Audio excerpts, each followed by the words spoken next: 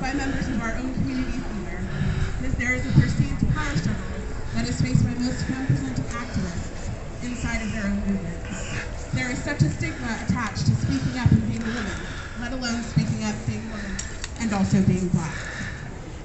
Protest is a pillar to our democracy. It's one of the best tools that any society has to effectively challenge any fascist, environmentally damaging, and racist aspects being brought in by our government. By criminalizing nearly all forms of effective protest, the police crime and sentencing and courts bill will seriously limit what we can do and gives the government more power to penalize us.